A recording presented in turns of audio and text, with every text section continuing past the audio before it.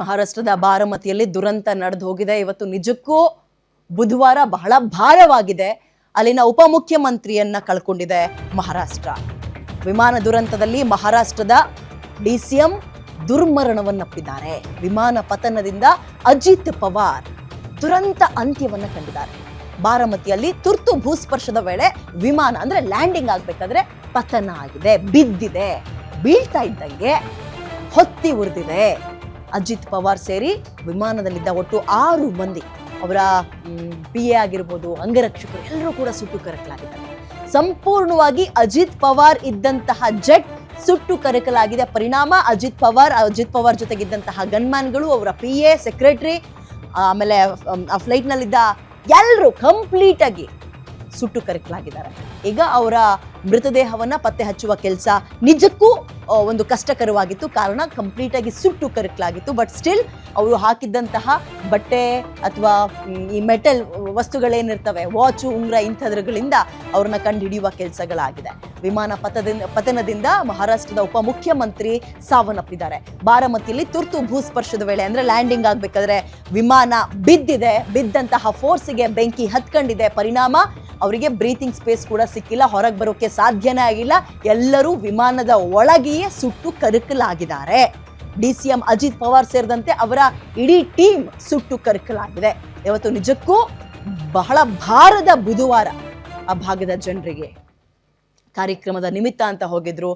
ಇತ್ತೀಚೆಗೆ ಅಲ್ಲಿ ನಡೆದಂತಹ ಎಲೆಕ್ಷನ್ನಲ್ಲಿ ವಿಪರೀತ ಸ್ಟ್ರೆಸ್ ತಗೊಂಡು ಓಡಾಡ್ಕೊಂಡು ಎಲೆಕ್ಷನ್ ಕೆಲಸವನ್ನ ಮಾಡಿದ್ರು. ಬರುವಂತಹ ಲೋಕಲ್ ಎಲೆಕ್ಷನ್ಗಳಿಗೂ ಕೂಡ ತುಂಬಾ ಆಕ್ಟಿವ್ ಆಗಿ ಕೆಲಸ ಮಾಡ್ಕೊಂಡಿದ್ರು.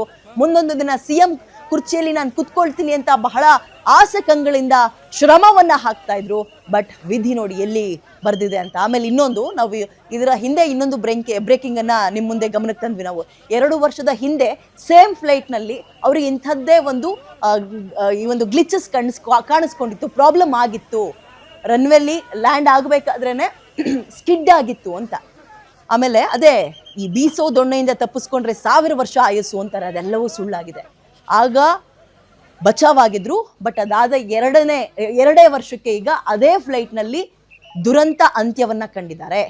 ಈಗ ನಾವು ಸದ್ಯಕ್ಕೆ ಒಂದು ಅವರ ಸಾವು, ಭರಿಸಲಾಗದ ನೋವು, ಮತ್ತೊಂದು ಯಾಕೆ ಹಿಂಗಾಯ್ತು ಅಂತ ಚರ್ಚೆಗಳನ್ನ ಮಾಡ್ತಾ ಹೋಗ್ಬೋದು. ಎಲ್ಲಿ ತನಕ ಅಂತ ಹೇಳಿದ್ರೆ ಅಲ್ಲಿರುವಂತಹ ಆ ವಿಮಾನದ ಬ್ಲ್ಯಾಕ್ ಬಾಕ್ಸ್ ಸಿಗೋ ತನಕ.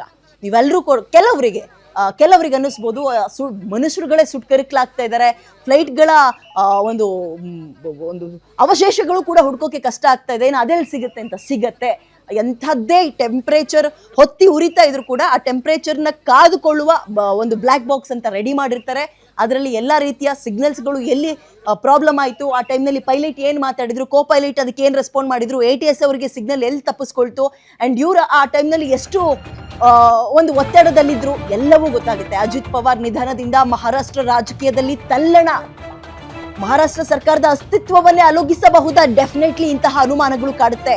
NCP ಭವಿಷ್ಯಕ್ಕೆ ಅಜಿತ್ ಪವಾರ್ ಅವರ ಸಾವು ಪೆಟ್ಟು ಕೊಡುತ್ತಾ? ಚಿಕ್ಕಪ್ಪ ಶರದ್ ಪವಾರ್ ಜೊತೆಗೆ ಜಗಳವಾಡಿದ್ರು. ಕೆಲವ ದಿನಗಳ ಹಿಂದೆ NCP 2 ಬಣಗಳಾಗಿ ಒಗ್ಗಟ್ಟಾಗಿತ್ತು.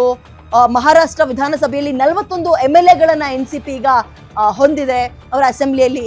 ಅಜಿತ್ ಪವಾರ್ ನಿಧನದಿಂದ ಈಗ ಮಹಾರಾಷ್ಟ್ರದ ರಾಜಕೀಯದಲ್ಲಿ ಏನು ಬೇಕಾದ್ರೂ ಆಗಬಹುದಾ?